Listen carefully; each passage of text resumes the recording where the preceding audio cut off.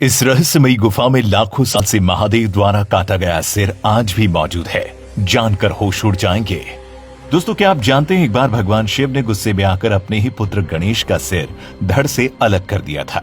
हालांकि उसके बाद उन्होंने एक हाथी का सिर उनके धड़ पर लगाकर उन्हें पुनः जीवित कर दिया था। लेकिन सोचने वाली बात तो ये है कि उनके द्वारा काटा गया वो सिर कहां गया और आज कहां मौजूद है। लेकिन उसे जानने से पहले आपको बता दें, इस घटना की शुरुआत कुछ ऐसे हुई। प्रचलित कथा के अनुसार उनका सृजन माता पार्वती ने अपने हाथों से किया था। कथा के अनुसार एक दिन माता पार्वती स्नान की तैयारी कर रही थी। उन्होंने अपने उपटन से एक छोटे बालक की आकृति बनाई, जिसमें उन्होंने अपनी शक्तियों से प्राण प्रतिष्ठा की और देवी पार्वती की शक्तियों से उस मानव आकृति में प्राण आ गए। इस बच्चे का नाम उन्होंने गणेश रखा और उसे अपने स्नान तक द्वार की रखवाली के लिए कहा, ताकि कोई अंदर ना आ सके। बालक गणेश उनकी बात मान गए और मां के आदेश के अनुसार रखवाली करने लगे। तभी वहां भगवान शिव आए और उन्होंने अंदर जाने का प्रयास किया। बाल गणेश ये नहीं जानते थे कि भगवान शिव कौन है, इसीलिए माता की आज्ञा का पालन करते हुए भगवान गणेश ने उन्हें रोकने का प्रयास किया। भगवान शिव ने कई बार गणेश को मनाने की कोशिश की, लेकिन वो टस से मस नहीं हुए। ये देख भगवान शिव को गुस्सा आ गया और उन्होंने गणेश को चेतावनी दी। इसके बाद भी जब गणेश नहीं माने तो भगवान शिव ने त्रिशूल से गणेश पर वार किया और उनका सर धड़ से अलग कर दिया। माना जाता है कि भगवान शिव के त्रिशूल का प्रहार इतना तेज था कि नन्हे गणेश का मानव सिर धड़ से अलग होकर कैलाश पर्वत से दूर पाताल लोक में जा गिरा। जब माता पार्वती स्नान कर बाहर आई तो उन्हें इस घटना के बारे में पता चला और वे अपने बेटे के इस तरह के मारे जाने से बहुत दुखी हुई।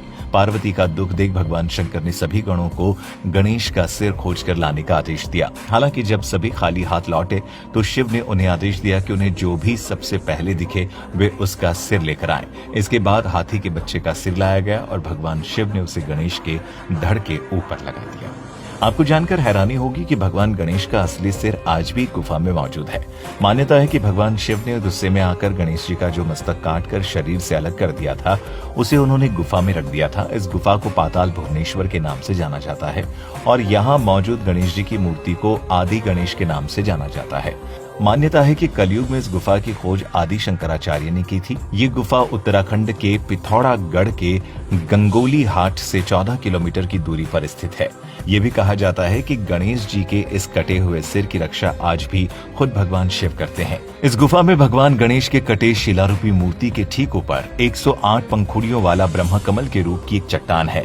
इस ब्रह्म कमल से भगवान गणेश के शिलारूपी मस्तक पर दिव्य बूंदें टपकती रहती है। कहा जाता है कि यह ब्रह्म कमल भगवान शिव ने ही यहाँ स्थापित किया था। इस गुफा में चारों युगों के प्रतीक रूप में 4 पत्थर स्थापित है। कहा जाता है कि इनमें से एक पत्थर, जिसे कलयुग का प्रतीक माना जाता है, वो धीरे धीरे ऊपर उठ रहा है और जिस दिन ये कलयुग का प्रतीक पत्थर दीवार से टकरा जाएगा, उस दिन कलयुग का अंत हो जाएगा। इस गुफा के अंदर आप केदारनाथ, बद्रीनाथ और बाबा अमरनाथ के भी दर्शन कर सकते हैं। बाबा अमरनाथ की गुफा के पास पत्थर की बड़ी बड़ी जटाएं फैली हुई है, जिन्हें भगवान शिव की जटा मानी जाती है।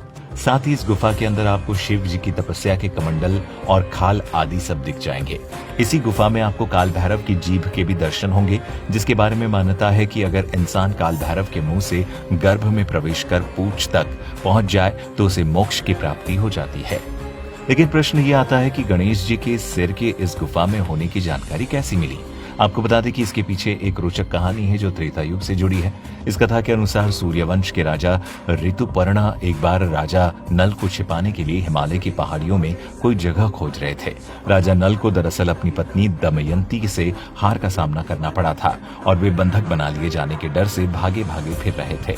हिमालय में घूमते हुए ऋतुपर्णा एक स्वर्ण हिरण का पीछा करने लगी और जब वे थक गए तो एक पेड़ के नीचे रुककर आराम करने लगे। इतने में राजा को नींद आ गई और जब राजा की नींद खुली तो उन्होंने खुद को एक गुफा के बाहर पाया और जैसे ही राजा ऋतुपर्णा ने उसमें दाखिल होने की कोशिश की, उन्होंने देखा कि शेषनाग इसकी रखवाली कर रहे हैं। शेषनाग ने इसके बाद राजा ऋतुपर्णा को रास्ता दिखाया और अंदर ले गए। गुफा के अंदर जाने के बाद राजा ने देखा कि भगवान शिव और सभी देवतागण भगवान गणेश के कटे हुए सिर की रखवाली कर रहे हैं। कहा जाता है कि त्रेतायुग के बाद किसी ने भी इस गुफा में जाने की कोशिश नहीं की। कहा जाता है कि कलयुग में आदि शंकराचार्य ने इसकी खोज की और उसके बाद से इसे आम तीर्थ यात्रियों के लिए खोल दिया गया। हालांकि आज भी तीर्थ यात्रियों को गुफा में केवल कुछ दूर तक ही जाने की इजाजत है। ऐसा कहते हैं कि गुफा में आज भी भगवान गणेश का कटा सिर मौजूद है और इस गुफा में एक गुप्त रास्ता कैलाश पर्वत तक भी जाता है। साथ ही ये भी माना जाता है कि महाभारत में स्वर्ग जाने के रास्ते के दौरान पांडवों ने इस गुफा के सामने रुककर भगवान गणेश का भी आशीर्वाद लिया और शंकर भगवान के साथ चौपड़ भी खेला था।